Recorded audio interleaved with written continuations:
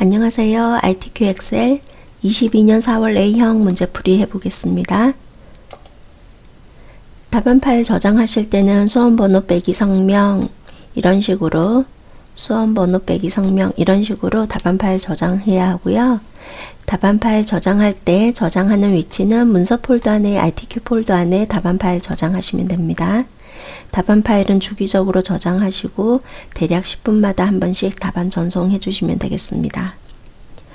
모든 작업 시트의 A열은 열 너비 1로 지정하라고 되어 있고 나머지 열은 적당하게 조절하시면 됩니다. 답안 파일에 대한 시트 이름은 제1작업, 제2작업, 제3작업, 제4작업 이런 식으로 답안 파일 시트 이름을 정하시면 되겠습니다. 엑셀 화면 아래쪽에서 시트 추가해 보겠습니다. 옆에 보면 더하기 버튼이 있는데 이 버튼을 2번 눌러서 시트가 총 3개가 되게 해주고요. 첫 번째 시트 이름은 제1작업이라고 시트 이름 변경하고 두 번째 시트 이름도 더블 클릭해서 제2작업 입력하고요. 세 번째 시트 더블 클릭해서 제3작업 입력합니다. 모든 시트에 대한 A열 열너비 1 맞추기 위해서 그룹 지정하겠습니다. 현재 저 같은 경우는 제3작업이 이렇게 하얗게 선택이 된 상태이니까 Shift 키 누른 상태에서 제1작업을 선택하면 이렇게 다 하얗게 바뀝니다. 그리고 위쪽에 제목 부분에 보면 그룹이라는 글씨가 보여서 3개의 시트가 그룹이 된 것을 알 수 있겠습니다. 이 상태에서 A열 클릭하시고 A열이라는 알파벳을 눌러야 합니다. A열 열 머리 글입니다. 이 부분에서 마우스 오른쪽 버튼 눌러서 열 너비 클릭, 열 너비는 1 입력해 주시고 확인 버튼 누르면 됩니다. 또한 굴림 11포인트 지정해야 되기 때문에 행열 교차하는 지점 이 부분을 클릭하면 모든 셀들이 선택됩니다. 이 상태에서 위쪽에 맑은 고딕이 아니라 굴림으로 바꾸겠습니다. 모든 셀들을 블록 지정한 것을 해제하기 위해서 아무데나 한번 이렇게 클릭하시고요. 아래쪽에 보면은 그룹이 지정이 되어 있잖아요. 이렇게 그룹 지정되어 있을 때 위쪽에 보면 이렇게 빗금이 없는 부분이 있는데 이 부분 말고 다른 시트를 하나 선택을 하시면 이렇게 그룹이 해제되겠습니다. 그러면 제1작업 선택한 상태에서 타이핑을 치는데 B4셀부터 입력해 주시면 됩니다. 관리 번호부터요. H4셀 같은 경우는 비용 입력하고 그냥 엔터를 하시면 그 다음 셀로 셀 포인트가 이동이 되니 그냥 엔터하지 말고 Alt키 누른 상태에서 엔터하시면 됩니다. 키보드에서 Alt키 누른 상태에서 엔터하면 이렇게 한 셀에서 줄바꿈을 하실 수 있습니다. 그 다음 가로 열고 단위 가로 원 가로 닫고 엔터 하시면 됩니다. J4셀의 작업 요일도 마찬가지로 작업 입력하시고 키보드에서 Alt키 누른 상태에서 엔터 하시면 한 셀에서 줄바꿈 하실 수 있습니다. 오타 없이 다 입력하셨으면 열 너비 맞춰 볼게요. D2 열을 블록 지정하고 블록 지정한 것에서 열과 열 사이의 마우스 위치에서 더블 클릭해서 적당한 너비로 넓혀주면 되겠습니다. 입력한 모든 셀들을 블록을 지정하고 테두리 지정하기 위해서 위쪽에 홈 메뉴에 보면 이렇게 모든 테두리 옆에 보면 이렇게 화살표 모양 보이죠? 클릭해서 모든 테두리를 클릭해 줍니다. 모든 셀들에 대해서 문자 같은 경우에는 가운데 정렬하고 그 다음 숫자랑 회계는 오른쪽 정렬하라고 되어 있죠? 먼저 가운데 정렬 한번 눌러 놓을게요. 그 다음에 숫자 있는 부분에 대해서는 오른쪽 정렬하겠습니다. 그 다음에 함수 입력돼야 되는 이런 부분은 이따가 가운데 정렬되어 있으면 불편할 수도 있을 거예요. 잠깐 클릭해서 블록 가운데 정렬을 해제해 놓겠습니다. 자, 그러면 병합해야 될 부분 병합해 볼게요. 이 부분하고 여기 이 부분 또 이 부분 병합을 해야겠죠. 병합해야 될 부분을 블록을 지정하고요. 그 상태에서 홈 메뉴에 보면 병합하고 가운데 맞춤이라고 있습니다. 이 부분을 클릭하시면 되세요. 그리고 이렇게 하나하나씩 하셔도 되고 한꺼번에 하실 수도 있겠는데 이렇게 블록 지정하고 컨트롤 키 누른 상태에서 그 다음에 F에 있는 여기 두 개의 셀 블록 지정, 아직도 컨트롤 키 눌러져 있는 상태에서 G13에서부터 I13까지를 블록 지정하겠습니다. 지금 이렇게 블록을 지정을 했죠. 그 상태에서 홈 메뉴에 보면은 가운데쯤에 병합하고 가운데 맞춤 있으니까 클릭하시면 되겠습니다. 테두리 지정하는 데 있어서 대각선 지정해야 되는데 이 부분에 대각선 지정해 볼게요. 마우스 오른쪽 버튼 눌러서 셀 서식 클릭하시면 편리하고요. 그 다음에 테두리 부분으로 가면 됩니다. 마우스 오른쪽 버튼 눌렀을 때도 셀 서식 보이고 그 다음에 셀 서식 대화 상자는 홈 메뉴에서 보면 이렇게 작은 화살표 모양 보이죠? 이 작은 화살표 모양을 클릭하면 셀 서식 대화 상자를 나타낼 수 있습니다. 그래서 테두리를 클릭하실 수 있겠죠? 단축 키로는 컨트롤 키 누른 상태에서 숫자 1 눌러주시면 셀 서식 대화 상자 나타납니다. 자, 그러면 이 상태에서 테두리 부분에서 대각선 넣어야 하니까 아래쪽에서 대각선을 이렇게 클릭해 주면 되겠습니다. 테두리는 보면 항상 시험 문제에서 맨 겉에는 굵은 테두리고요. 이 부분이 굵은 선이고 여기 이 부분이 굵은 선이 됩니다. 해서 블록을 지정을 하고 그 다음에 홈 메뉴에서 테두리 지정하는 것에서 삼각형 버튼, 목록 버튼을 눌러서 굵은 바깥쪽 테두리를 클릭합니다. 그 다음에 B4에서부터 J4까지 블록 지정, 컨트롤 키 누른 상태에서 B13에서부터 J14 셀까지를 블록 지정해 주세요. 그런 다음에 굵은 바깥쪽 테두리를 한 번 더 클릭해 주세요. 그러면 이 부분과 이 부분에 테두리 지정할 수 있겠죠? 이렇게 따로따로 지금처럼 선택해서 하시면 나중에 여기 함수 입력했을 때 드래그 했을 때 굵은 테두리가 따라오지 않습니다. 행 높이 맞춰 보겠습니다. 1, 2, 3행에 대해선 이렇게 넓죠. 그 다음에 이 부분은 이렇게 저처럼 너무 촘촘하지 않고 적당하게 넓습니다. 그래서 1, 2, 3 숫자 부분을 드래그해서 블록을 지정해 주세요. 그리고 나서 마우스를 위치해서 행과 행 사이 마우스 위치해서 살짝만 높여 주세요. 그 다음에 5에서부터 12행도 14행까지 블록을 지정하고 이 부분도 아주 살짝만 느슨하게 넓혀 주시면 되겠습니다. 그러면 제목 도형 그려 보겠습니다. 바로 이 부분을 그리라는 것. 삽입 메뉴 보시면 도형이라고 있습니다. 그 부분에서 기본 도형에 보면 이렇게 십자형 도형이 보이니까 클릭하고 출력 형태 봐서 비슷한 위치에 드래그 해주시면 되겠습니다. 저 같은 경우는 삽입 메뉴에서 일러스트레이션 그룹에 보면 도형을 그릴 수 있었고요. 화면이 넓은 경우는 아까 그렇게 그 아이콘 찾으시면 되세요. 아래쪽에 지시사항대로 따라가면 되겠습니다. 이 부분 따라가면 되고 먼저 내용 입력해 볼게요. 도형을 선택한 상태에서 입력하시면 되겠습니다. 입력이 끝나고 커서가 이렇게 반짝거리고 있을 때 이때 ESC 키를 한번 누르면 도형의 테두리가 선택이 되었습니다. 이 상태에서 그림자 지정하기 위해서 서식 메뉴 누르고 도형 효과에서 그림자 보시면은 오프셋 오른쪽이라고 되어 있죠. 그럼 바깥쪽 중에서 두 번째 있는 오프셋 오른쪽을 클릭해 줍니다.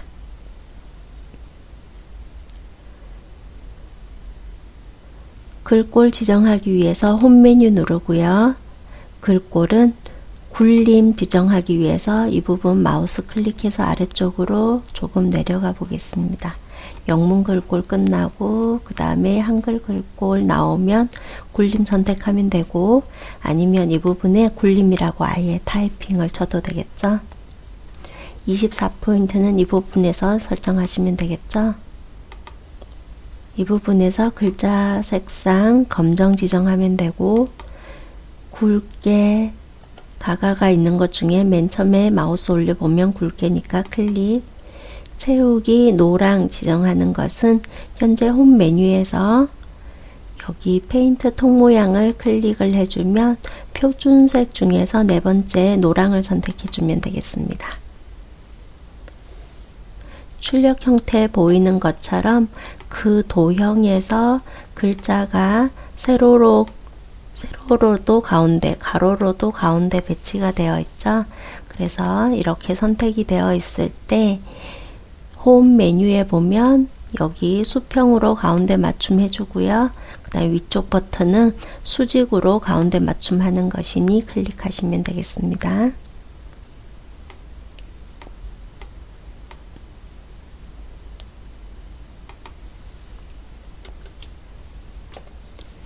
임의의 셀에 결제란을 작성하여 그림 복사 기능을 이용하여 붙이기하고 원본은 삭제하라고 되어 있네요. 바로 이 부분을 작성하라는 거고요.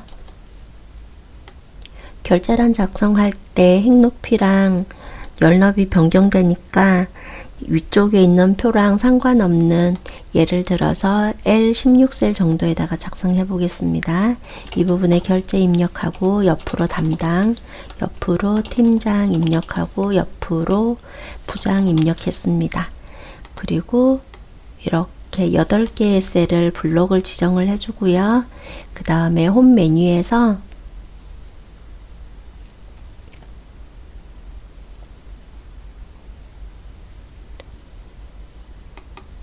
테두리 부분에서 모든 테두리를 클릭합니다. 그리고 17행 같은 경우는 더 높아져야 되겠죠. 해서 17, 18 사이의 마우스 위치에서 아래쪽으로 조금 내려줍니다. L열에 대한 열 너비는 줄어져야 되겠죠. 그래서 이렇게 줄여주고요. 그 다음에 모든 셀을 선택을 아까 했었을 때 가운데 정렬 해줬으면 더 좋고요. 결제랑 아래쪽에 있는 셀, 2개의 셀은 블록을 지정하고 병합하고 가운데 맞춤 누릅니다. 그리고 세로 쓰기 하기 위해서 홈 메뉴인데요. 현재 바로 이 부분에 클릭해 보면 세로 쓰기 누르실 수 있습니다. 결제를 다 만들었잖아요. 그러면 블록을 지정하고 그 다음에 복사할 때 그냥 복사하지 마시고 그림 복사하시면 돼요. 방법은 홈 메뉴에 보면 복사 바로 옆에 보면 목록 버튼이 있습니다. 클릭해서 그림으로 복사를 클릭, 그리고 화면에 나타나는 대화 상자에서는 그대로 확인 버튼 누르고요. 출력 형태 봐서 H열에서부터 J열까지 배치가 되어 있죠. 그래서 H1셀을 선택한 상태에서 붙여넣기 하겠습니다. Ctrl V 누르시면 됩니다. 출력 형태처럼 크기를 맞추기 위해서 이렇게 드래그해서 맞추시면 되겠습니다. 위쪽에선 약간 떨어지고 밑으로도 잘 맞추고요.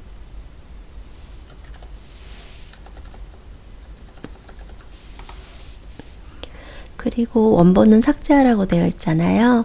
오타 없이 잘 입력했나 보시고 삭제하시면 되겠죠.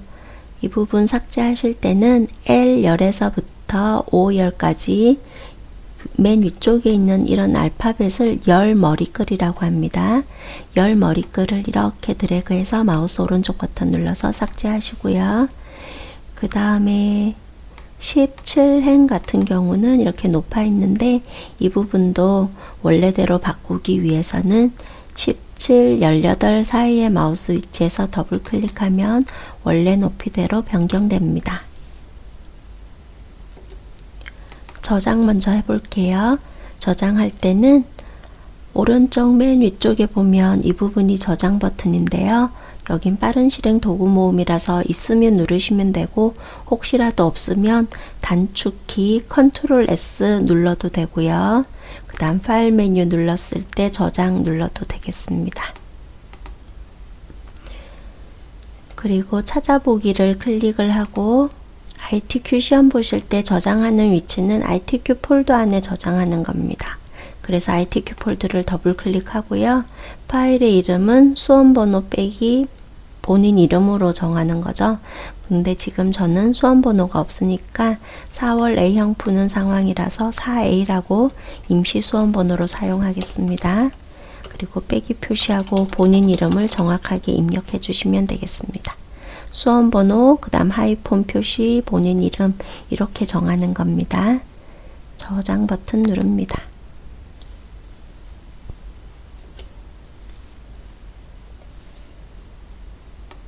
이 부분 주황으로 채우라고 되어 있죠? 바로 이 부분하고 여기 이렇게 주황색으로. 자, 그러면 비사에서부터 제이사까지 드래그 해주고요. 컨트롤 키 누른 상태에서 관리 번호 클릭, 컨트롤 키 계속 눌러져 있는 상태에서 파견 인원 클릭하시면 세 군데가 블럭이 지정이 되었죠. 채우기를 해줄 것이므로 홈 메뉴에 보면은 이렇게 페인트 통 모양이 바로 채우기 색이죠. 옆에 보면 삼각형 목록 버튼을 클릭하고 표준색 중에서 세 번째에 마우스 올려보면 이 부분이 주황입니다. 클릭하시면 되겠습니다. 유효성 검사 해보겠습니다. 유효성 검사는 주로 H14셀을 지정하도록 문제가 제시가 됩니다. 이 부분에서 문제에서 관리번호는 바로 이 부분에 해당이 되죠.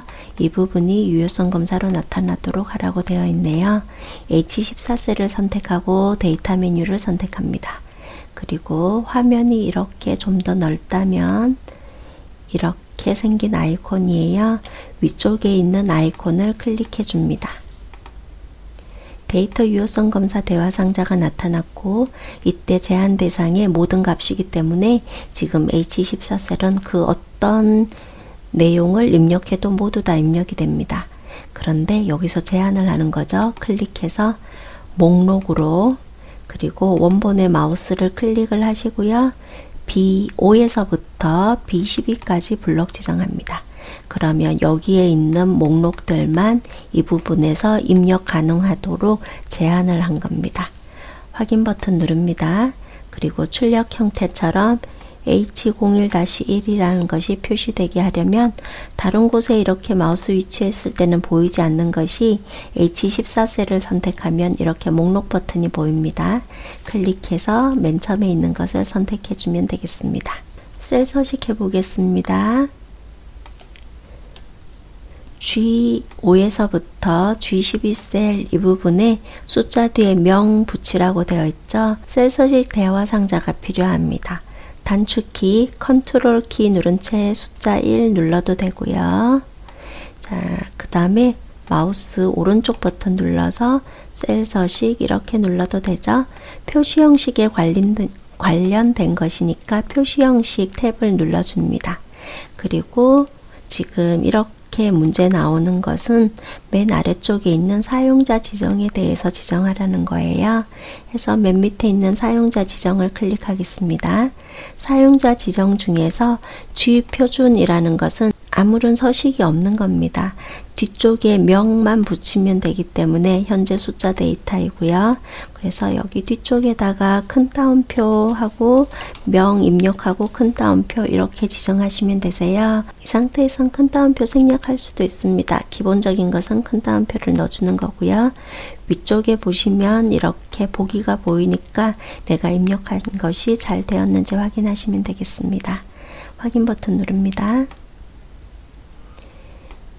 사용자 지정하실 때 방금처럼 이렇게 G표준명으로 하셔도 되고요. 맨 앞쪽에 있는 숫자가 그대로 표시만 되면 됩니다. 그래서 G표준명 하셔도 되고 이 부분에서 0명 이런 식으로 0명으로 하셔도 되고 또는 샵 명으로 하셔도 되고요. 또는 자주 사용하는 거 있죠. 샵, 콤마, 샵샵 0 이런 식으로 해도 되겠습니다. 다 맞습니다. 표시 형식을 또 한 군데 보면은 이 부분은 쉼표 스타일이 적용이 되어 있죠.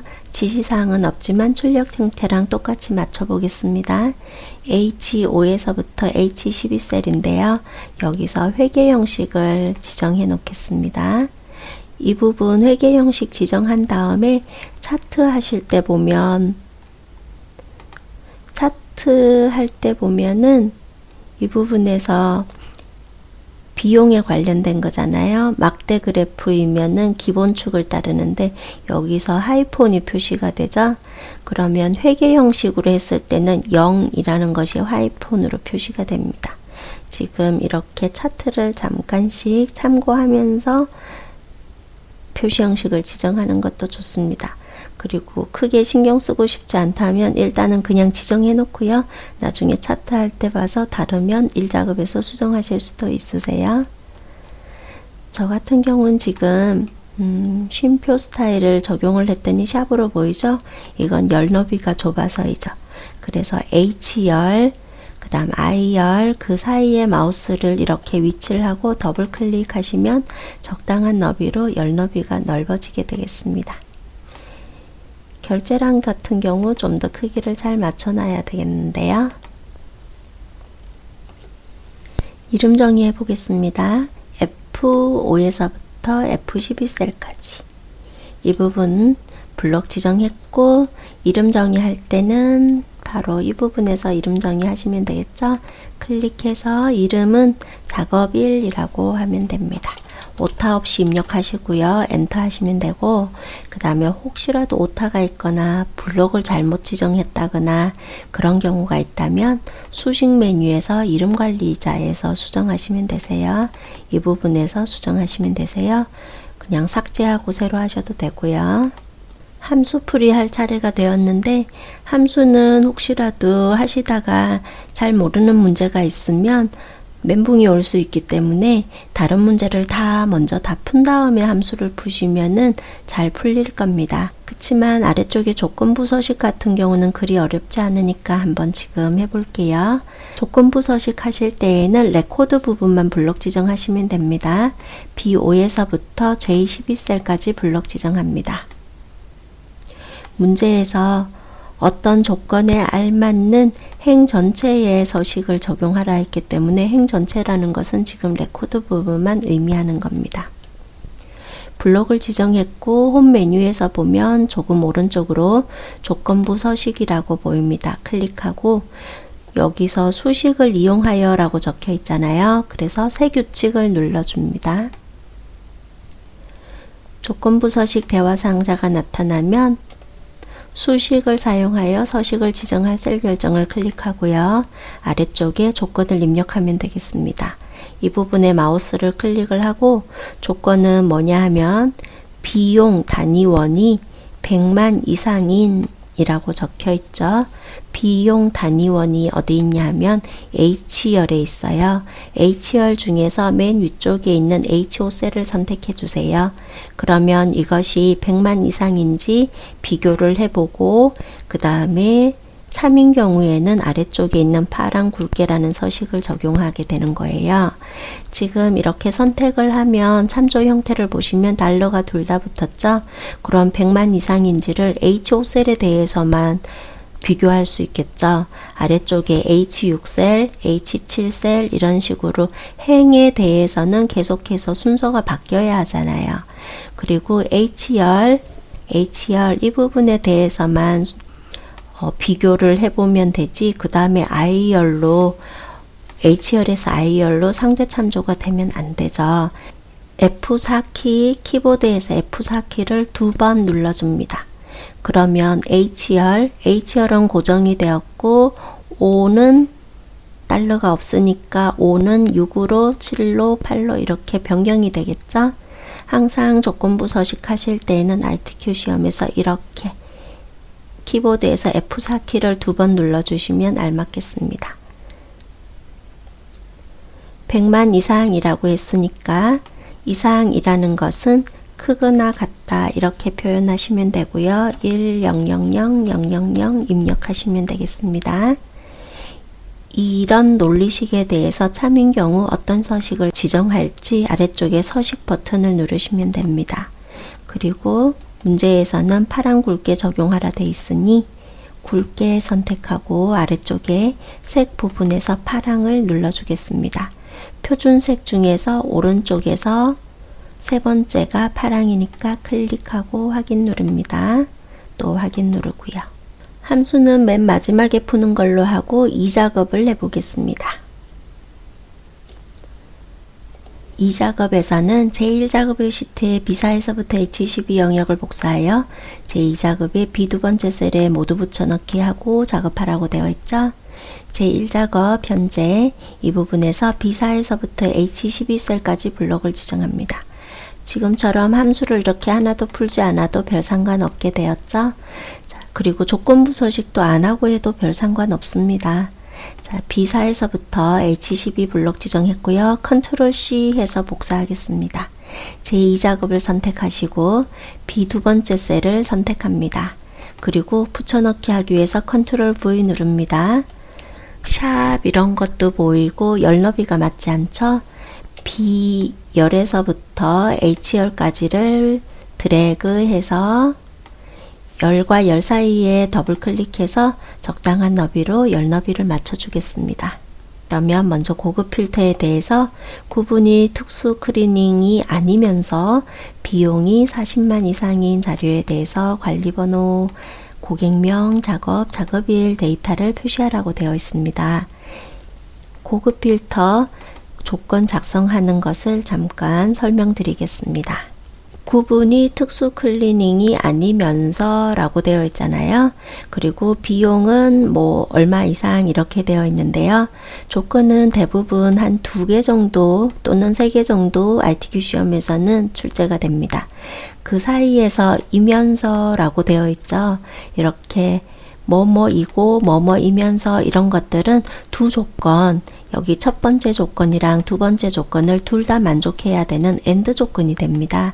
이럴 때에는 조건식을 작성할 때 이렇게 같은 줄에 입력을 하시는 겁니다.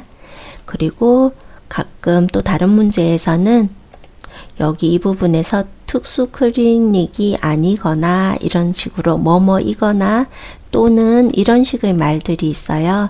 이런 경우에는 OR 조건이 됩니다. 이 조건 한 가지, 그 다음 조건 한 가지, 둘 중 한 가지만 만족해도 true이어서 데이터가 추출이 되는 겁니다. 그럴 때는 다른 줄에 지금 보이는 것처럼 이렇게 줄 바꿈을 해서 다른 줄에 표시를 하면 OR 조건에 대해서 기술을 하게 되는 것입니다. 그리고 비교 연산자에 대해서 보시겠습니다. 뭐뭐가 아니다, 같지 않다 라는 것은 이렇게 표시를 합니다. 이렇게 작다 표시, 크다 표시를 마주보게 하시면 되는 겁니다. 그래서 지금 현재 같은 경우는 구분이 특수 클리닝이 아니다 라는 조건인 거죠. 그래서 맨 앞쪽에다가 이렇게 아니라는 표시를 넣어줍니다. 만약 이 부분이 없다면은 구분은 특수 클리닝이다 라는 조건이 되겠습니다. 그리고 작다라는 것은 이렇게 표시를 하고요. 크다라는 것은 이렇게 표시를 하고 작거나 같다는 이렇게 표시를 하고 이하라고도 하죠. 날짜 같은 경우는 이전이라고 표현을 합니다. 그 다음에 이상은 이렇게 표시를 하고 이거는 크거나 같다이죠. 날짜 같은 경우는 이후라고 표시를 하게 되겠습니다. 조건식 작성해 보겠습니다. 구분이 클리닝이 아니면서 라고 되어 있어서 구분 필드 필요하고 그 다음 비용이 이렇게 되니까 비용 필드가 필요합니다. D2셀 선택하고 컨트롤 키 누른 상태에서 H2셀을 선택해서 2개 셀을 선택했습니다. 복사하기 위해서 컨트롤 C. 문제에서 보면 B14셀부터 조건식 작성하라고 되어 있죠. 그래서 B14셀을 선택하고 붙여넣기 합니다. 구분 아래쪽에다가 특수 클리닝이라고 입력을 하는데 이것도 이렇게 타이핑을 칠 수도 있고요. 또는 D열에 보면 똑같은 말이 있겠죠. 그 부분 선택해서 복사한 다음 B15셀에 붙여넣기 하고 그 다음에 클리닝이 아니면서 라고 되어 있잖아요. 해서 B15셀은 다시 더블 클릭해서 맨 앞쪽에 아니라는 비교 연산자 기호를 넣어 주겠습니다. 바로 이 부분 이렇게 아니다는 이런 기호라는 겁니다. 그리고 여기 글씨가 더 보일 수 있도록 어쩔 수 없이 비열이 이렇게 좁으면 별로 안 좋고 이렇게 약간씩 넓히면 됩니다. 안 넓혀도 감점되지 않는데 보기 편하게 그러니 이렇게 하는 거예요. 자, 그 다음에 비용 같은 경우는 40만 이상이다 라는 비용을 쓰는데 여기다가 쓰나요? 여기다가 쓰나요? 지금 현재 여기 뭐뭐이면서이죠. 그래서 같은 줄에 쓰는 거예요. 해서 이상이니까 크거나 같다 하고 400000 입력하고 엔터 하시면은 조건식 작성이 마무리가 되겠습니다. 그리고 결과로 표시해야 될 열은 관리번호랑 이거랑 이렇게 네 가지죠.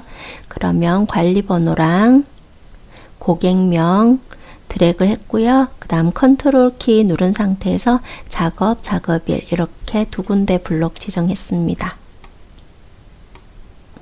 복사하겠습니다. 컨트롤 C B18번째 셀부터 나타나라고 했죠. 그래서 B18번째 셀을 선택하고 붙여넣기 합니다. 그럼 준비는 다 되었고 실제로 고급 필터를 진행해 보겠습니다. B2에서부터 H10까지 블록 지정합니다. 메뉴는 데이터 메뉴에 보면 가운데쯤에 고급이라고 보입니다. 클릭하고요. 현재 이 장소에다가 데이터를 추출하는 게 아니라 여기 이렇게 다른 장소에 하는 거죠. 해서 결과는 다른 장소에 복사를 클릭합니다. 조건 범위에 마우스를 클릭을 하고 그 다음 조건 범위 총 4개의 셀이 되겠네요. 지금 현재는 이렇게 블록을 지정하죠. 복사 위치라는 곳에 마우스를 클릭을 하고 아래쪽에 필드 복사해 놓은 부분 있죠? 그 부분을 드래그를 해 주셔야 되세요. 만약에 B18번째 셀만 선택하면 관리 번호에 대해서만 어떤 자료가 추출되게 됩니다. 그래서 이렇게 쭉 드래그를 하고 확인 버튼 누릅니다.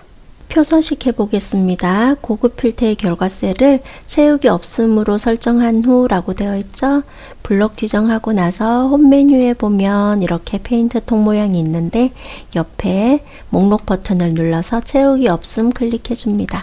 그러면 첫째 줄에 주황색 지정했던 거 사라졌고요.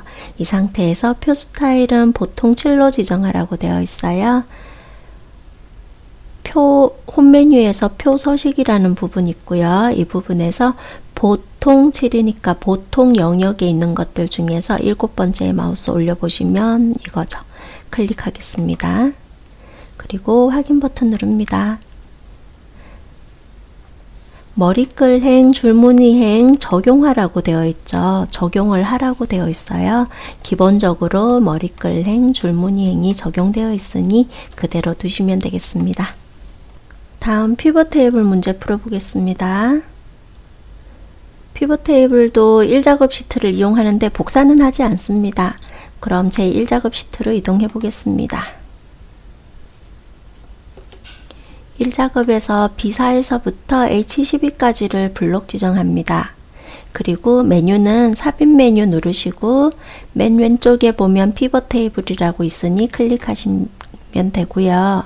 그 다음에 이거는 제3작업에 표시를 해야 하잖아요. 해서 기존 워크시트 선택하고 아래쪽에 시트 이름 부분 보이는데 여기서 제3작업을 클릭 그리고 출력 형태 보면 B 두 번째 셀부터 자료가 표현이 되고 있죠. 해서 B 두 번째 셀을 선택하고 확인 버튼 누릅니다. 현재 셀 포인트가 이만큼이 현재는 피벗 테이블 영역인데요. 이건 항상 다를 수 있어요. 뭘 어떻게 배치하는지에 따라서. 이렇게 셀 포인트가 피벗 테이블 안쪽에 위치하고 있으면 목록도 오른쪽에 이렇게 목록도 보이고요. 위쪽에 메뉴도 분석, 디자인 이런 메뉴들이 보이죠. 일반 셀을 선택하고 있으면 아무것도 보이지 않으니까 작업할 수가 없겠죠. 그래서 셀 포인트는 목록 안에 위치하도록 하고 그 다음에 이번 문제에서 작업일, 구분별 이라고 적혀 있어요. 그럼 작업일이라는 것이 이렇게 행 단위로 되어 있죠. 그 다음에 구분이라는 것은 홈 클리닉, 특수 클리닉, 사무실 이런 식으로 열 단위로 표시가 되어 있잖아요. 그리고 좀 혼동이 되신다면 이런 식으로 선을 그어 보는 거예요. 해서 작업일이라는 것은 이 부분에 끌어다가 놓을 거고요. 구분이라는 것은 행에다가 끌어 놓을 거고, 가운데 고객명이랑 비용은 여기 값에다가 끌어다 놓으시면 되세요. 그래서 작업일을 클릭한 상태에서 행으로 드래그, 구분 클릭한 채 열로 드래그, 그 다음에 고객명에 대해서 계수 구해야 하잖아요. 이렇게 계산하는 거 두 가지 나오는데, 이럴 때에는 고객명을 클릭한 채 값으로 드래그, 그 다음 비용 단위원을 클릭한 채 고객명 아래쪽으로 드래그를 해주세요. 그러면 비용 같은 경우는 합계가 기본적으로 표시가 되는데, 우리는 시험이다 보니까 항상 합계는 아니고 다른 것들이 이렇게 제시가 돼요. 지금은 평균이 제시가 되었잖아요. 평균으로 고치기 위해서 이 부분 클릭하면 값 필드 설정이라고 보입니다. 클릭하시고 대화 상자가 나타났으니 평균이라고 선택하겠습니다. 그리고 만약에 제가 이 상태에서 위쪽에 이름이 평균 비용 요만큼 밖에 보이지 않는 이 상태에서 확인을 눌러버리면 이렇게 평균 비용까지 밖에 보이지가 않아요. 우리 출력 형태는 단위원까지 함께 보이죠? 그래서 아까 이 부분에서 값 필드 설정 눌렀을 때 평균만 하고 나오지 말고 위쪽에서 여기서 단위원을 함께 입력해 주면 돼요. 어떻게? 여기 출력 형태에 있는 것처럼 똑같이. 안 보이는 이유는 제1작업에서 줄바꿈해서 Alt Enter에서 줄바꿈해서 입력했었잖아요. 그래서 안 보이는 거예요. 근데 피벗 테이블에는 다 표시를 하고 싶은 거죠. 확인 버튼 누릅니다. 작업일을 그룹화하고 라고 되어 있어요. 작업일 보니까 이렇게 4월 1일에서 4월 10일, 10일에서 20일 이거 10단위 10일 단위로 되어 있네요. 근데 우리는 1단위로 되어 있잖아요. 이 부분 수정하기 위해서는 여기 날짜에 있는 부분 아무데나 마우스 위치한 상태에서 마우스 오른쪽 버튼 누르고 그룹 누릅니다. 그리고 여기서 월이 아니라 일로 바꿔주고요. 그 다음에 1에 대해서는 날짜 수를 10 입력해 주시면 되고, 시작하는 것은 4월 1일, 그 다음에 끝나는 거는 4월 30일 맞네요. 이런 식으로 고쳐주시면 되세요. 만약에 월 이렇게 선택돼 있으면 없애기 위해서 클릭을 하면 되는 거였어요. 확인 버튼 누릅니다. 구분은 출력 형태와 같이 정렬하라고 되어 있죠. 구분 같은 경우 이 부분인데, 여기서 홈, 특수, 사무실 이렇게 히읗부터 나오죠. 히읗부터 나오니까 열 레이블 바로 옆에 보면 이렇게 목록 버튼 보이는데요. 이거는 필터 단추예요. 필터링을 하는 단추인 거죠. 여기 사무실만 나오게 할 수도 있고 특수만 나올 수도 있고 이런 식으로 필터링 하는 단추. 여기에 보면 정렬을 할 수 있죠.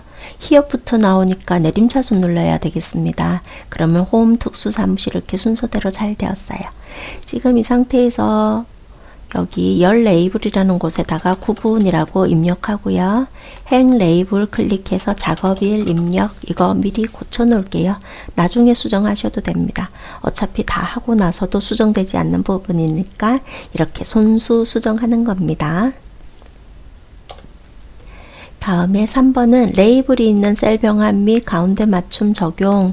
빈 셀은 별 3개 표시하라 되어 있고 행, 종합계 지우라고 되어 있는데, 이건 다 무슨 말이냐 하면 여기 개수랑 평균이랑 이거 두 가지에 대한 제목이 홈 클리닝이잖아요. 근데 이렇게 셀이 따로따로 되어 있죠. 그래서 얘네들을 병합하라는 거.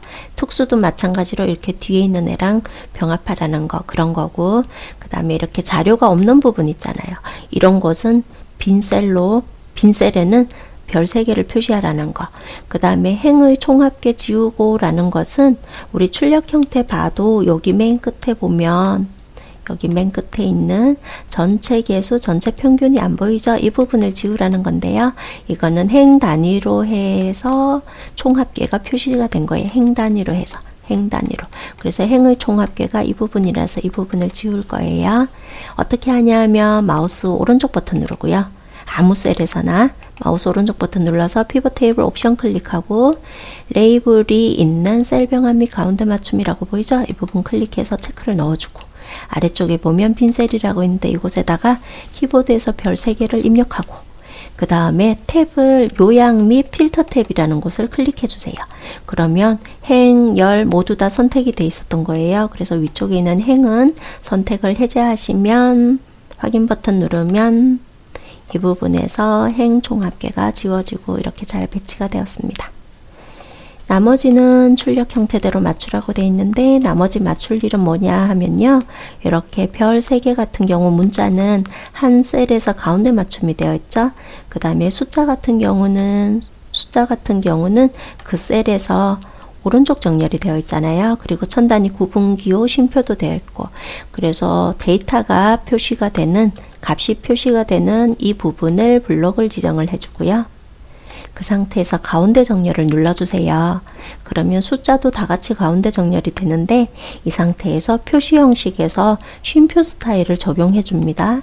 그러면 쉼표 스타일은 회계 형식이어서 가운데 정렬을 해 놨을지언정 항상 오른쪽으로 배치가 된답니다. 차트 해보겠습니다. 차트는 출력 형태를 잘 보고 맨 처음에 블록을 잘 지정해 가야 합니다. 입주 청소 인테리어 이런 애들 보이잖아요. 그래서 이 부분이 필요하고요. 그 다음 비용 파견 인원이 필요하니까 여기 이런 식으로 블록을 지정해 주세요. 필드명을 항상 포함해야 합니다. 자, 이렇게 2가지 컨트롤 키 누른 상태에서 선택을 했고 이 상태에서 차트 만드실 때에는 삽입 메뉴 누르면 저 이렇게 안 할 거지만 삽입 메뉴 누르면 여기 가운데쯤에 보면 여기 세로막 대응이에요. 이 부분에서 2차원 중에서 묶은 세로막 대응 보이죠? 이 부분을 클릭하면 이렇게 차트가 삽입이 된답니다. 이 상태에서 차트 이동을 클릭하고 새 시트 누르고 제4작업 이렇게 입력하면 되세요. 이렇게 하는 방법이 있고요. 그 다음에 요거 잠깐 삭제해 볼게요. 차트 시트로 바로 나타나게 하는 방법이 있어요. 단축키를 사용하시면 되세요. 단축키는 기능키 중에서 F11키를 눌러주시면 되세요. F11 눌러볼게요. 그러면 이렇게 차트 시트가 바로 나타나게 되죠. 이 상태에서 제4작업이라고 입력하면 됩니다. 그리고 묶은 세로막 대형이 기본이라서 이렇게 우리 출력 시험 출제 기준에 좀 더 알맞죠. 만약에 차트에 대한 종류가 다르다 하면 차트를 선택을 하면 디자인 메뉴랑 서식 메뉴가 보이거든요. 그래서 디자인 메뉴에서 차트 종류 변경을 원하는 걸로 또 바꿀 수도 있습니다. 제4작업 시트는 3작업 시트 뒤쪽으로 이동을 해야 하잖아요. 해서 이 부분 클릭한 상태에서 뒤쪽으로 여기 검정 세모 따라다니는 거 보이죠? 맨 뒤쪽으로 놓고 마우스에 손을 떼시면 됩니다.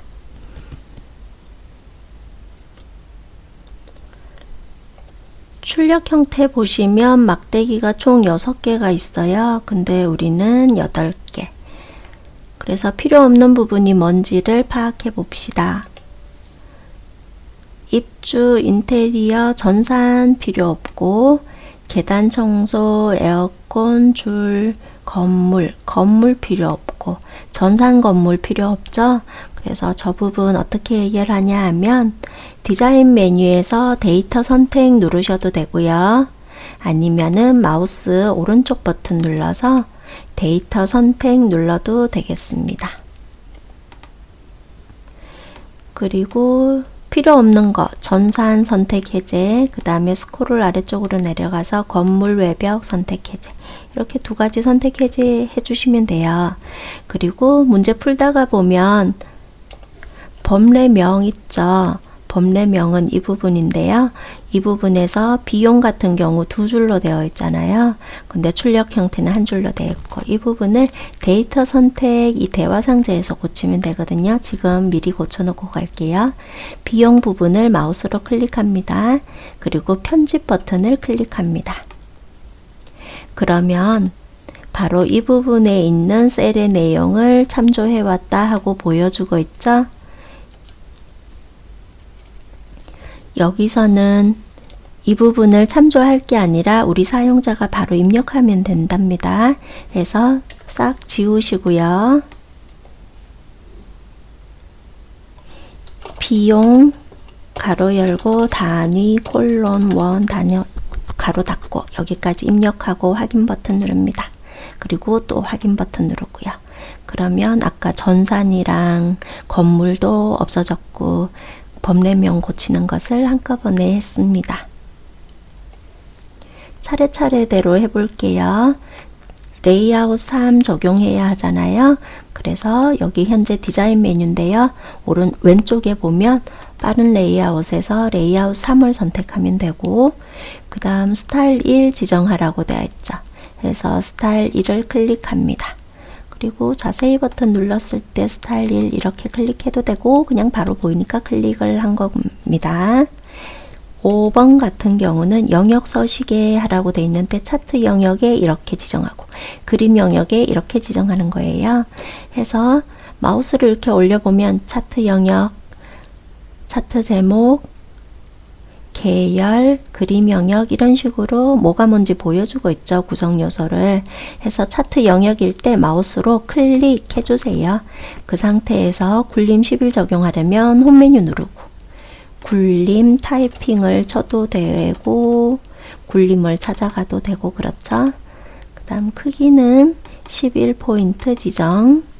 채우기 질감 파랑 박엽지는 서식 메뉴 눌러보시면요. 도형 채우기가 있어요. 아래쪽에 질감에서 파란색 종류 중에 마우스 올려보면 이 부분이 파랑 박엽지죠. 클릭하겠습니다. 그림이라고 되어 있는 부분은 채우기를 해야 되는데 이 가운데 부분에 마우스를 이렇게 올려보면 그림 영역으로 보이죠? 마우스를 클릭해서 이 부분이다 하고 지정해 줍니다. 그리고 홈 메뉴에서 보면은 채우기 부분은 이렇게 페인트 통 모양 있는 부분에서 하시면 되겠죠? 여기서 흰색 배경 1 이렇게 눌러도 되고요. 또는 서식 메뉴에 보면 도형 채우기가 있잖아요. 여기서 맨 위쪽에 있는 하얀색 부분을 클릭해도 다 똑같은 곳이에요. 그리고 또 하나는 어떤 차트의 구성 요소를 더블 클릭하면 오른쪽에 이렇게 작업창이 나타나죠.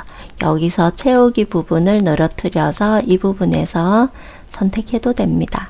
그러니까 서식 메뉴에 있는 도형 채우기나 도형 윤곽선 이런 것들을 작업창에 있는 채우기나 테두리에서 해도 똑같습니다.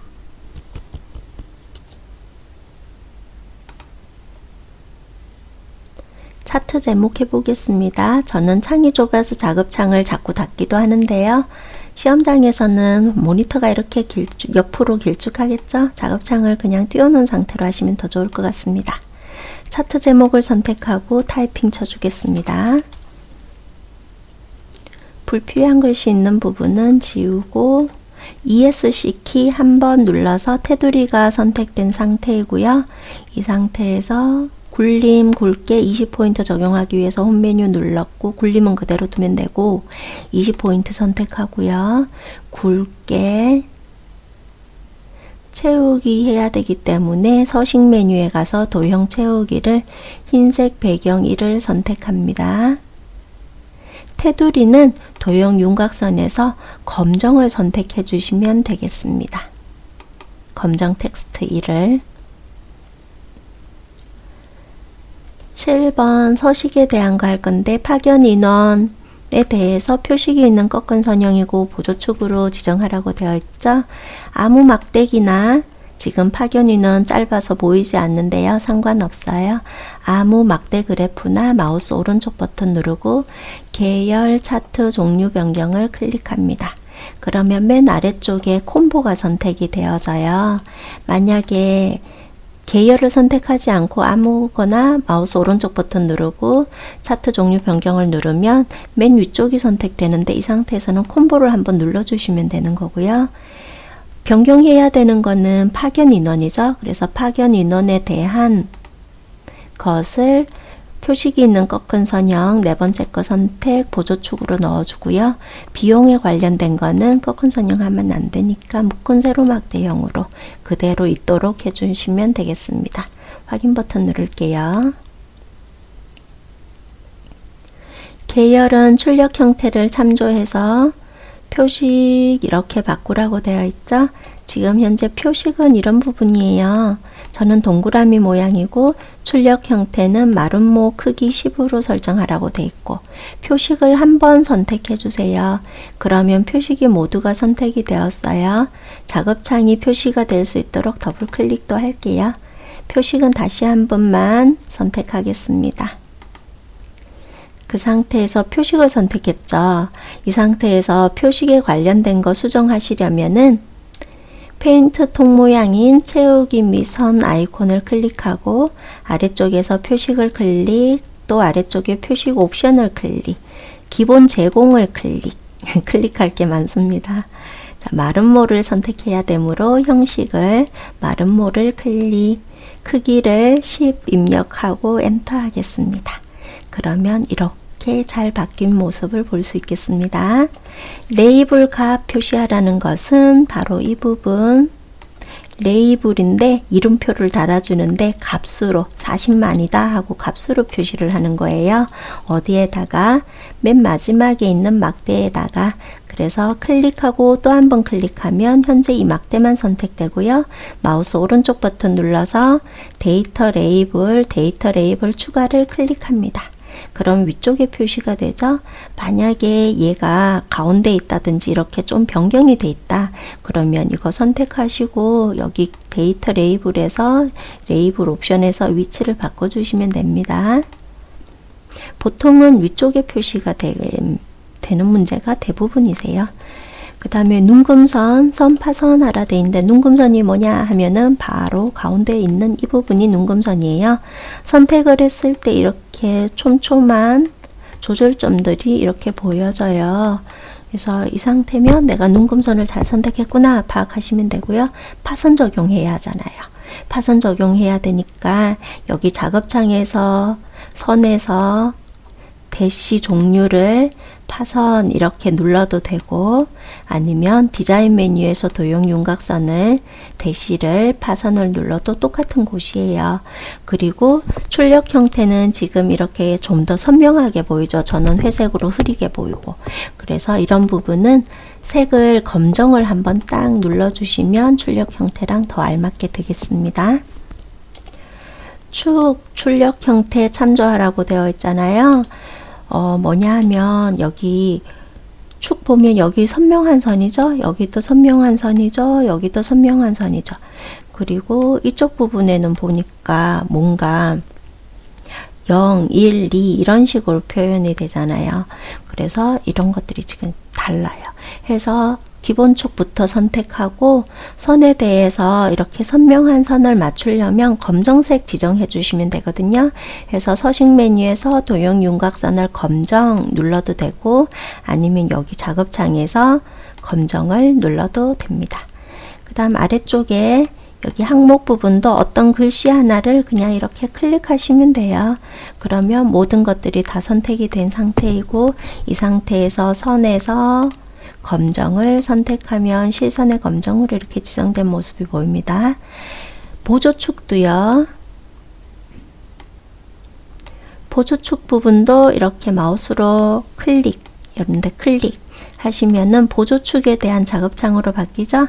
이 부분에 대해서도 검정 지정해야 되니까 현재 페인트 통 모양이 선택되어 있는 거고 선이 늘어뜨려져 있는 거고, 그 상태에서 검정을 클릭하시면 됩니다. 또 하나 수정할 거는 여기 단위를 바꿔야 하잖아요. 단위 바꿀 때는 이렇게 생긴 아이콘 계열 옵션인데요. 클릭해 보세요. 축 옵션 클릭해서 축 옵션을 클릭하고, 그 다음에 최소는 0 맞고 최대는 5, 5명이죠. 그래서 5라고 입력. 주 단위에다가 현재 이렇게 0, 1, 2, 3, 4, 5 이렇게 표현되잖아요. 저는 0.5로 되어 있고, 그래서 여기다가 1이라고 입력하시면 됩니다. 적용된 모습이 빨리 보이지 않아요? 그럼 엔터 한번 치시면 적용된 모습이 잘 보입니다. 도형 그려보겠습니다. 자, 도형은 바로 이 부분에 해당이 되겠죠? 삽입 메뉴 누르시고 도형은 이렇게, 그 다음 도형 중에서는 설명선 중에서 두 번째 도형이 자주 출제가 됩니다. 그리고 출력 형태도 이렇게 둥근 사각형으로 하라고 되어 있고요. 그래서 두 번째 거 선택하고 출력 형태 딱 봐서 비슷한 위치에다가 드래그 해줍니다. 꼬리 부분 있잖아요. 이렇게 꼬리 길쭉하게 나오는 거. 이거는 도형에서 노란색 부분을 선택해서 출력 형태처럼 이렇게 맞추시면 되세요. 그 다음 최다 작업이라고 타이핑 치고, 그 다음에 이 도형에 대해서는 이게 흑백 시험지라서 이렇게 선색이 뭔지 확실하게 잘 몰라요. 하지만 배경색이 하얗고 선색은 뚜렷한 색이라는 걸 알 수 있잖아요. 도형 스타일에서 한 두 번째 거나 첫 번째 거 둘 중 하나 선택하시면 되세요. 그리고 홈 메뉴에 가서 항상 도형 안에 있는 글꼴은 차트 글꼴 굴림으로 지금 지정되어 있잖아요. 그래서 굴림을 따라가시면 되세요. 클릭해서 굴림 적용하겠습니다. 도형의 맨 가운데 글자가 배치가 되어 있죠. 홈 메뉴에서 가운데 눌러주시면 되겠습니다. 마지막으로 출력 형태랑 좀 달라 보인다 싶은 거는 이렇게 막대에 대한 두께가 달라 보이죠? 이거는 계열 간격을 조정을 좁게 해주면 두께가 두꺼워질 수 있습니다. 수정해 볼게요. 막대를 더블 클릭하시면 작업창이 나타나죠? 저는 아까 작업창이 없어서 더블 클릭한 건데 작업창이 있다면 그냥 딴 데 이렇게 선택하고 있다가 이 부분을 선택하시면 되세요. 이 부분에서 어디를 누르냐 하면은 이렇게 차트 모양처럼 생긴 부분 있죠? 이 부분이 계열 옵션인데 클릭하고요. 간격 너비라고 있어요. 간격 너비. 이 부분에서 요즘 기출문제 정답 파일 살펴보니까 75로 적용되어 있는 경우가 대다수이더라고요. 해서 더블 클릭해서 75 입력하고 엔터 합니다. 그러면 아까는 여기 간격 너비가 이만큼이 219인가 그 정도 됐었죠? 근데 75로 이렇게 팍 줄여주니까 막대에 대한 두께가 넓어졌습니다. 차트까지 풀었고요. 이제 함수를 풀러 가보겠습니다. 제1작업 같은 경우에는 지금 출력 형태에서 보면 이렇게 눈금선이 보이지 않죠? 우리는 눈금선이 표시가 되어 있고, 그래서 함수 다 푼 다음에, 아니면 미리 해도 상관없고요. 보기 메뉴 누르시면은 눈금선 이렇게 해제하고 답안 제출하시면 더 좋겠습니다. 함수 1번 문제입니다. 지역 1번이라고 되어 있으니까 이 부분에다가 문제를 푸는 거죠. 관리번호의 마지막 글자가 1이면 관리번호 이 부분에 있는데요. 여기 마지막 글자가 1, 그 다음은 2, 1, 1, 2, 1 뭐 이런 식으로 마지막 글자가 1이면 서울, 그 외에는 경기, 인천으로 표시하라고 되어 있고, if write 함수가 주어져 있습니다. RIGHT 아래쪽에 보이는 함수 이름을 더블 클릭하고 가로가 열린 상태이고 위쪽에 보면 FX 버튼 눌러 보겠습니다. 그러면 write 함수는 어떤 텍스트를 주어주고요. 그 텍스트는 B5셀에 있는 텍스트 중에서 오른쪽, 라이트가 오른쪽이란 뜻이잖아요. 오른쪽에서부터 몇 글자 추출할지 제시하면 그 글자들이 추출되는 겁니다. 아래쪽에 num 캐릭터라고 되어 있는 것은 오른쪽에서부터 몇 글자 추출할지 그 숫자를 입력하시면 되세요. 한 글자만 추출하죠? 그러면 1이라고 입력하면 돼요. 만약에 이 상태에서 2라고 입력하면 두 글자니까 빼기 1 이만큼이 추출이 된다는 뜻입니다. 그래서 한 글자 추출할 거니까 1이라고 입력하고 엔터 쳐볼게요. 채우기는 사실 어떻게 답이 잘 표현될지 안다면 채우기를 굳이 해줄 필요는 없죠. 저는 알맞게 적용된다는 것을 보여드리기 위해서 이렇게 채우기를 한번 해보았고요. 다시 IO셀을 더블 클릭하겠습니다. 그리고 R 앞에다가 if 함수 가로 열고요. if 가로 열기까지 했어요. 그리고 if 있는 여기 텍스트 부분을 마우스로 클릭하고 FX 버튼을 누르면 if 함수에 대한 이렇게 함수 인수 대화 상자가 떠요. 만약에 이렇게 write 함수에 대한 함수 인수 대화 상자가 떴다 그러면 위쪽에 수식 입력줄에서 if를 누르면 if로 바뀌고 write 누르면 write로 바뀌고 이렇게 된답니다. 자, write if를 누른 상태에서 그러면 이렇게 선택한 것 중에서 if 함수 같은 경우는 로지컬 테스트 어떤 논리식을 주고 그 논리식이 참인 경우 이 부분에 표현해야 될 말을 이 부분에 표시하고요. 또 거짓인 경우는 어떤 말을 표시할지 이 부분에 표시를 하잖아요. 그럼 논리식을 줘야 되는데 논리식이라는 것은 이렇게 추출한 글자가 1이다 라는 것을 표현해야 되겠죠. 그래서 등호 표시해주고 1이라고 입력하는데 그냥 1만 입력하시면 안 되세요. 왜냐하면 write 함수라는 것은 결과가 문자로 표현되기 때문입니다. 자, 문자는 보면 이렇게 왼쪽으로 정렬이 된 모습이 보이죠? 해서 앞쪽에 있는 여기에 결과값은 문자 1이기 때문에 비교도 문자 1로 해주시는 거예요. 해서 방법은 큰 따옴표 2개를 쳐서 이렇게 열고 막고 해주시면 돼요. 이 말이 맞다면 뭐라고 표시하냐면 서울이라고 표시하죠. 그렇지 않은 경우에는 경기 인천이라고 표시를 하죠. 다른 셀 한번 이렇게 클릭해 봐서 엑셀이 자동으로 큰 따옴표를 잘 입력해 줬는지 확인도 해보고요. 확인 버튼 누르겠습니다. 그리고 채우기 핸들 이용해서 값을 아래쪽으로 쭉 드래그해서 값을 채우겠습니다. 최요 셀에 셀 포인트 위치하고 동호 표시한 다음에 WE 정도 입력하면 위크데이 함수 보이니까 더블 클릭, 가로가 열린 상태고 FX 버튼 누릅니다.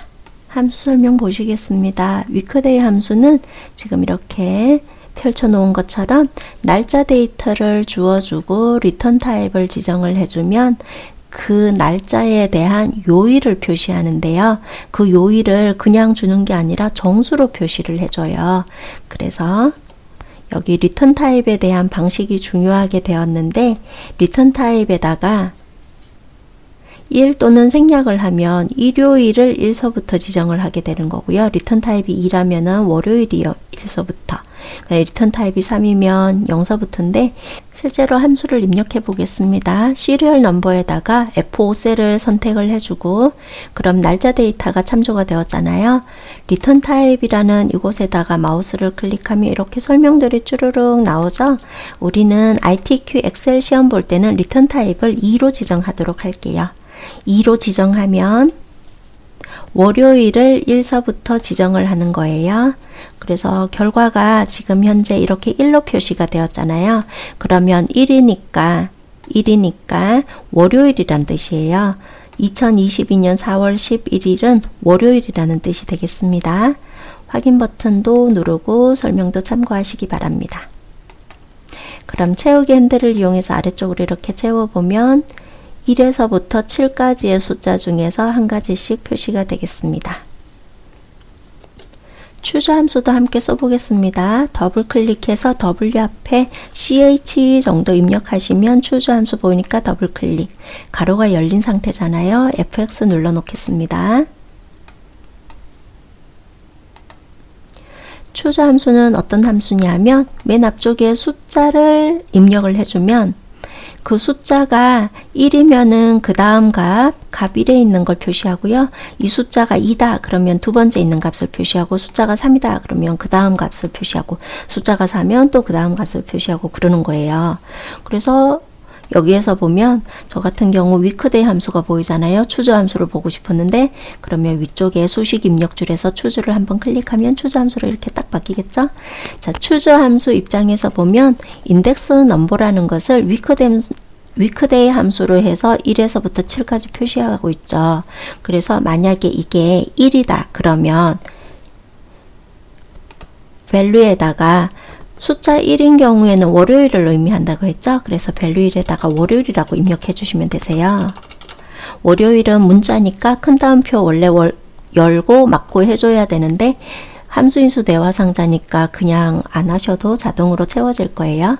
그 다음 칸을 클릭해야 되는데요. 이렇게 클릭하셔도 되고요. 아니면 키보드에서 탭키 누르셔도 되세요.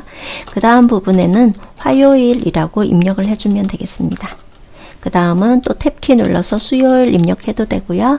마우스로 클릭해 가지고 목요일 입력해도 되고 그 다음 칸이 안 보이잖아요. 이럴 때에는 탭키를 눌러주시면 돼요. 키보드에서 물결 바로 밑에 있는 탭키.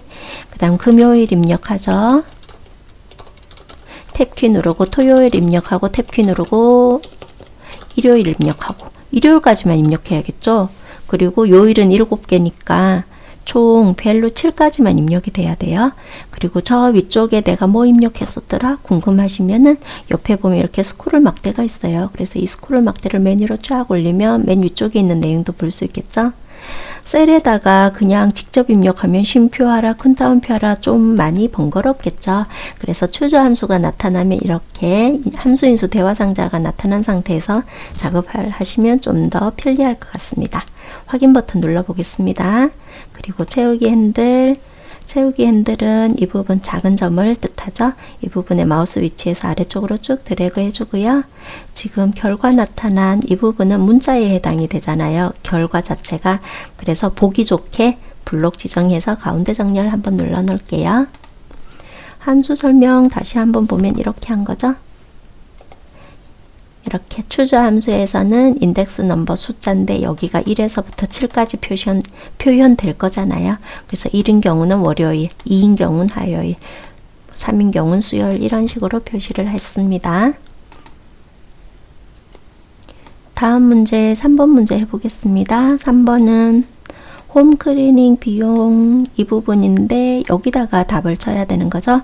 조건은 입력 데이터 참고하라 돼 있고 뒷섬 함수가 주어졌습니다. 그러면 이 13셀을 선택하고 등호 표시하고요. DSUM 가로 열고 fx 누르겠습니다. 뒷섬 함수가 나타나면요. 일단 함수를 입력하세요. 그리고 빈 칸을 채워가는 느낌으로 보시면 돼요. 함수 설명을 먼저 잠깐만 보겠습니다. dsum 함수, sum 함수인데 합계 구하는 앞쪽에 d가 붙었으면 데이터베이스 함수인 거예요.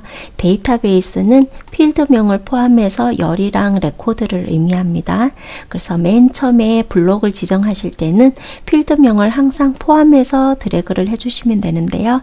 주로 HR까지만 해주시면 돼요. ITQ 시험에서는. 그래서 이렇게 블록을 지정한 범위인 거고 그 다음에 나타내야 될 거는 필드잖아요. 필드가 바로 합계를 내는 건데 뭐에 대한 합계인지를 보는 거예요. 비용 단위원에 대한 합계를 내는 거죠. 그럼 바로 이 부분에 대한 거죠. 이 아래쪽 부분에 대한. 그래서 여기 두 번째는 필드 이름을 그냥 바로 참조해 주시면 되세요. 비용 단위원이라는 것이 여기가 첫 번째, 둘, 셋, 넷, 다, 일곱에서 일곱 번째 열이니까 7이라고 입력하셔도 되세요.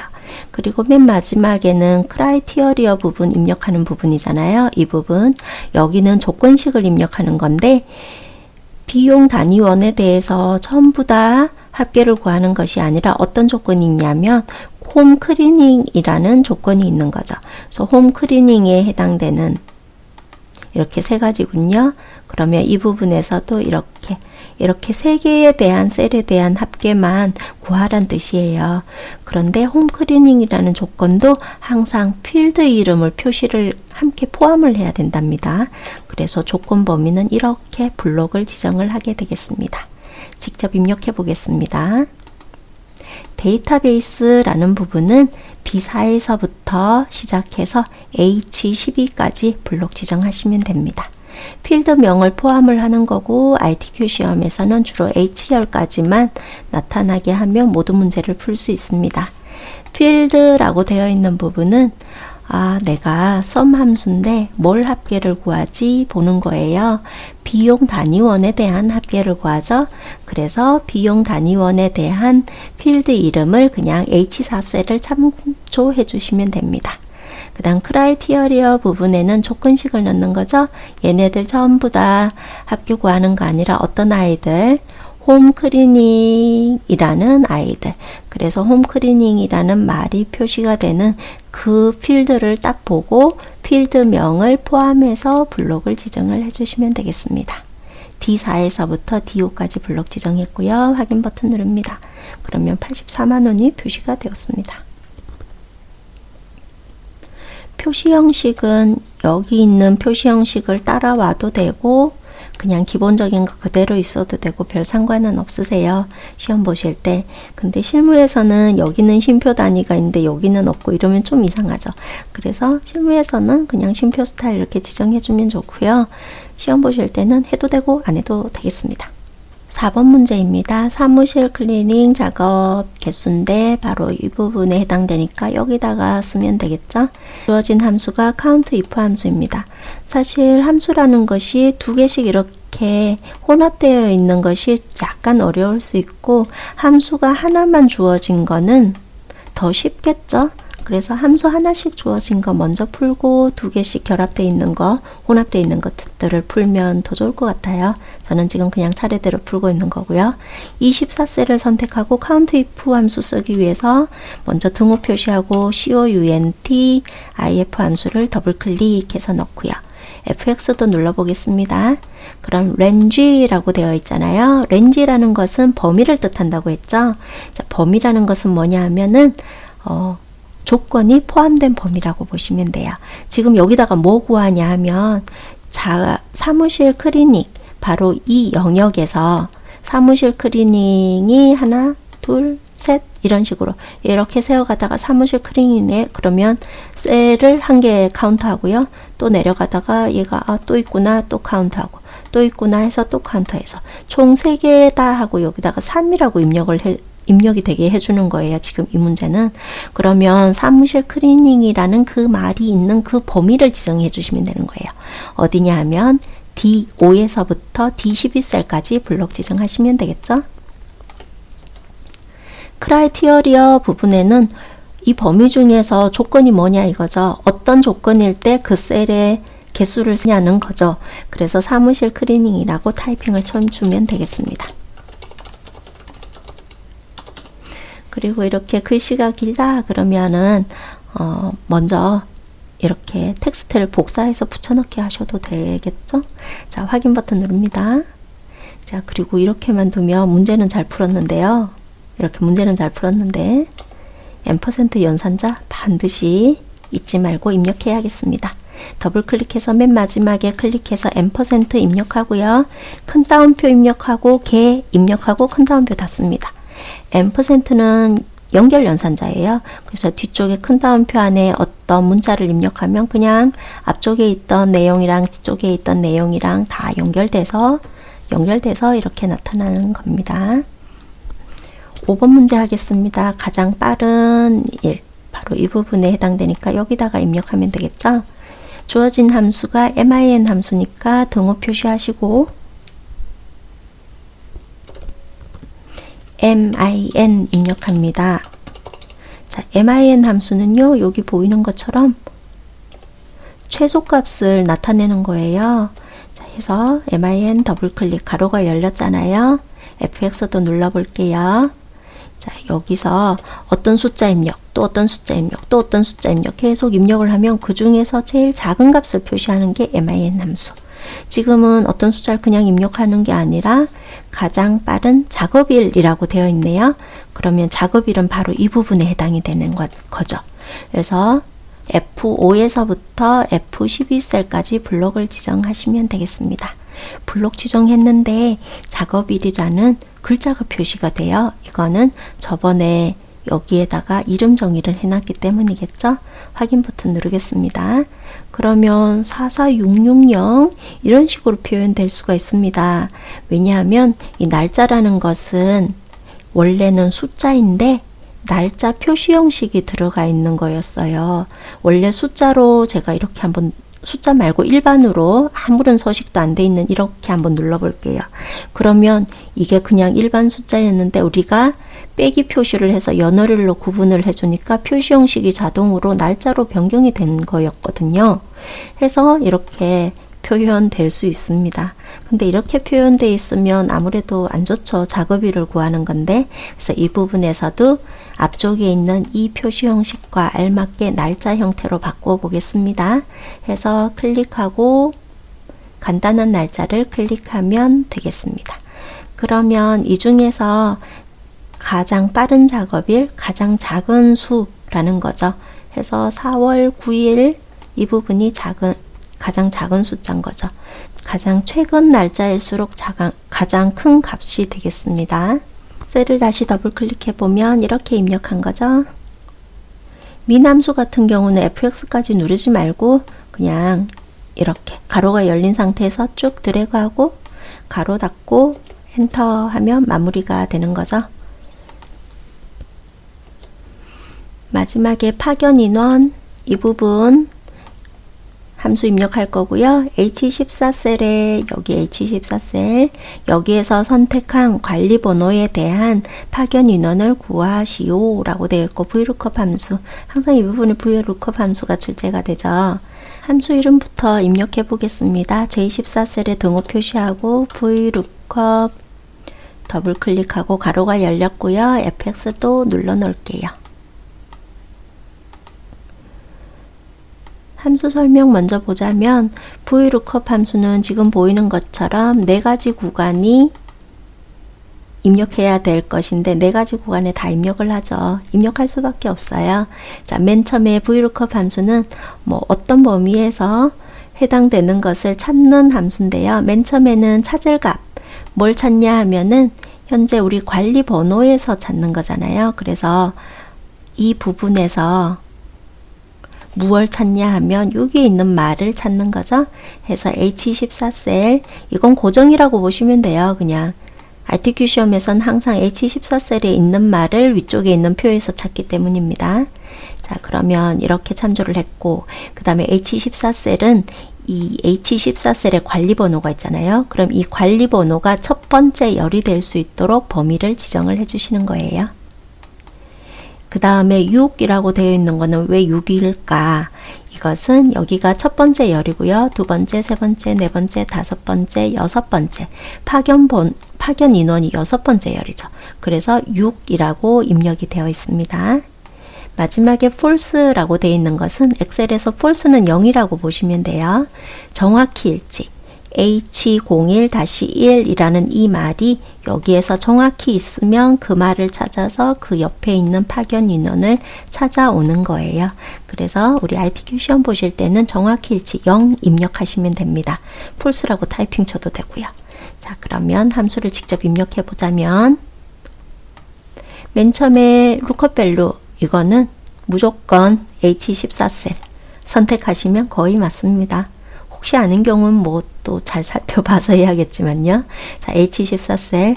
그 다음 테이블 어레이라는 것은 우리 찾는 값이 H010 이거잖아요. 그러면 그게 첫 번째 열이 될 수 있도록 범위를 지정하셔야 돼요.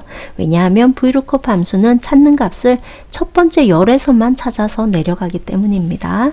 그래서 B5에서부터 H12까지 블록 지정할게요. 그 다음에 컬럼 인덱스 넘버라고 되어 있는 곳 이 부분에는 내가 여기 이 부분에다가 뭘 표현하고 싶은지 그거에 대한 열을 넣어 주시는데요. 여기 맨 마지막에는 파견 인원을 표시하고 싶잖아요. 그래서 여기가 첫 번째 열이고요. 두 번째, 세 번째, 네 번째, 다섯, 여섯 번째 열에 해당이 되죠.